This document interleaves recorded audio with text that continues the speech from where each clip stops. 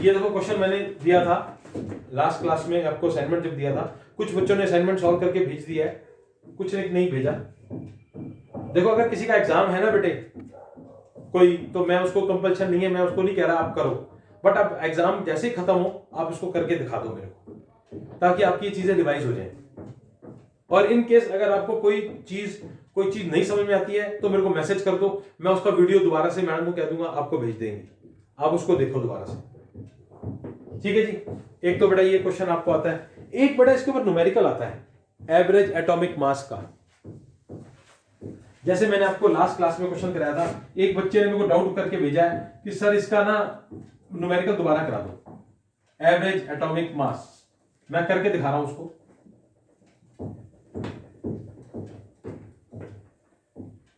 एक कंपाउंड है बेटे, उसकी आइसोटॉपिक फॉर्म है 16x8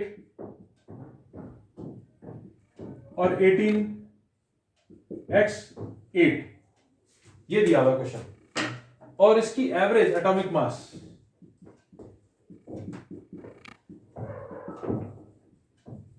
दिया हुआ है 16.2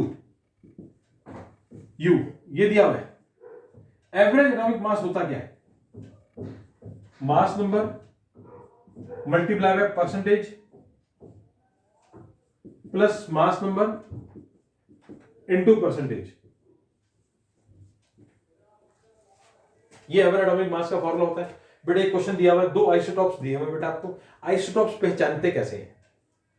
एटॉमिक नंबर सेम है बट मास नंबर डिफरेंट है, तो आइसोटॉप है। सेम एटम है, एक्स एक्स, यहां पर ए ए बी बी कुछ भी लिख सकती है मैडम। एवरेज एटॉमिक मास 16.2 दिया हुआ है, हम क्या करते हैं, लेट करते हैं, लेट 16x8, इसका सॉल्यूशन है बेटा ये इक्वल टू y% और 18x8 100 माइनस y% मान लेते हैं।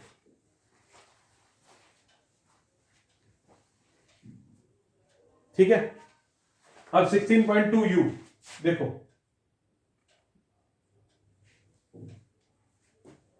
Mass number into percentage plus mass number into percentage, mass number into percentage, mass number into percentage.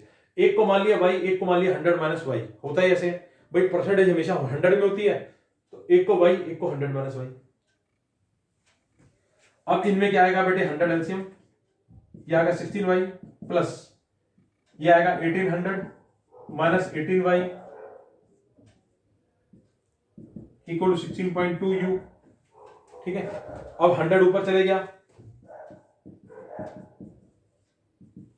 16 में से 18 गए, माइनस 2y, देखो बेटा minus 18 plus 16 plus minus minus plus 1800,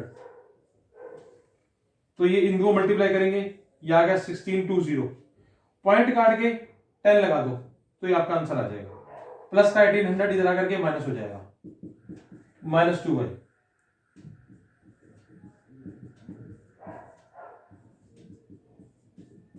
y आ गया 90%।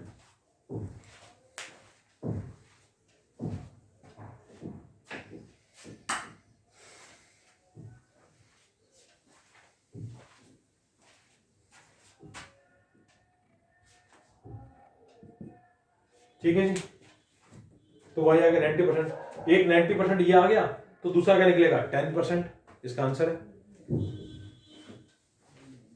एनसीईआरटी के बेटे सारे क्वेश्चंस कर लो, मैं आपको भी बता रहा हूं, ज्यादातर पेपर एनसीईआरटी में से होगा, जो जो क्वेश्चंस मैं आपको बता रहा हूं उस तरीके के क्वेश्चंस आपको मिलेंगे पेपर में। ठीक है जी, न्यूमेरिकल्स में मोल कंसेप्ट पे क्वेश्चन आता है, number of moles, number of molecules, number of atoms निकालने के लिए आते हैं। एवरेज एटॉमिक मास के ऊपर क्वेश्चन आता है, क्योंकि चैप्टर यही है तो क्वेश्चन भी यही आने हैं, इनको अच्छी तरह से कर लो। ये समझ में आ गया बेटे सबको?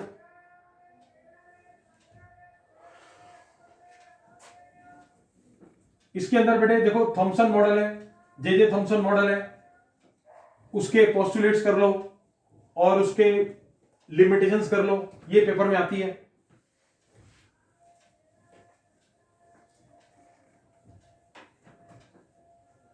देखो बेटे, जे थॉमसन मॉडल है,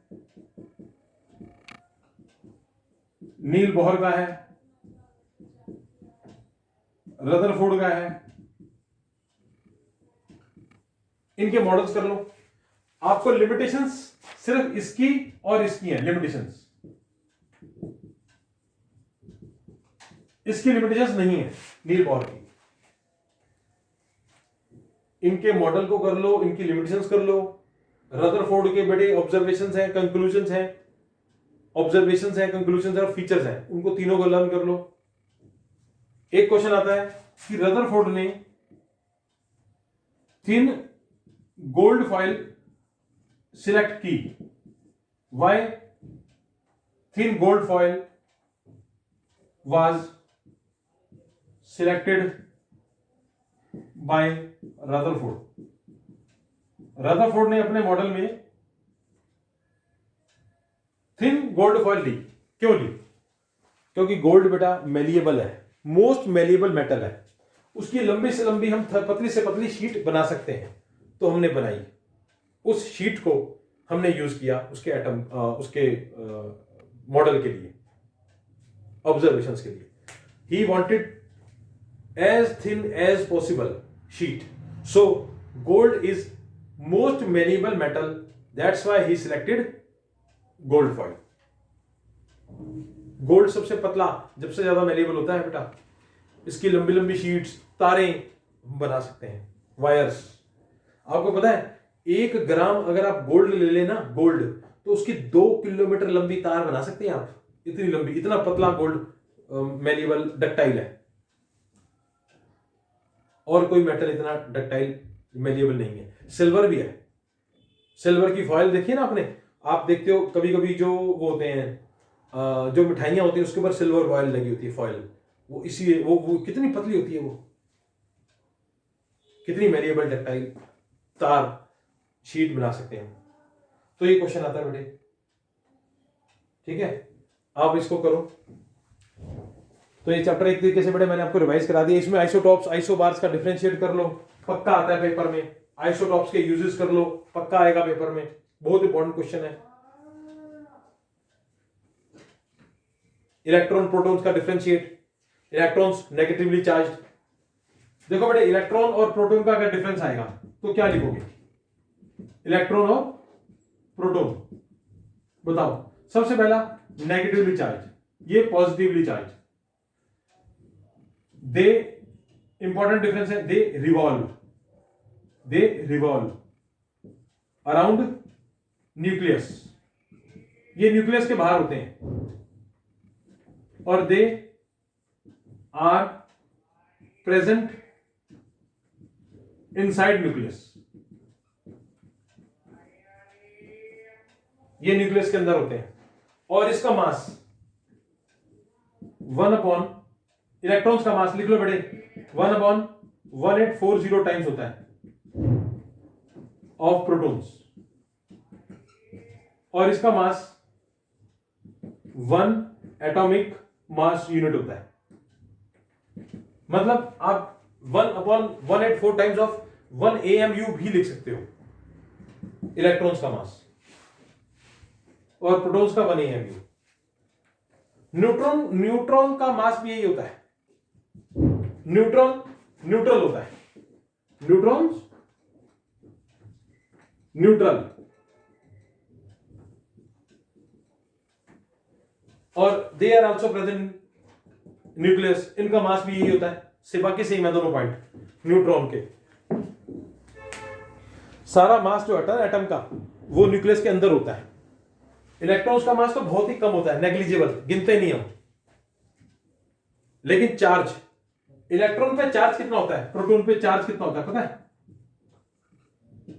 1.6 into 10⁻⁻19 Coulomb's charge on electron. और प्रोटॉन पे भी इतना ही चार्ज होता है, लेकिन प्रोटॉन पे चार्ज होता है पॉजिटिव, इलेक्ट्रॉन पे होता है नेगेटिव। चार्ज सेम होता है, उसमें नेगेटिव इलेक्ट्रॉन में और प्रोटॉन में पॉजिटिव। चार्ज।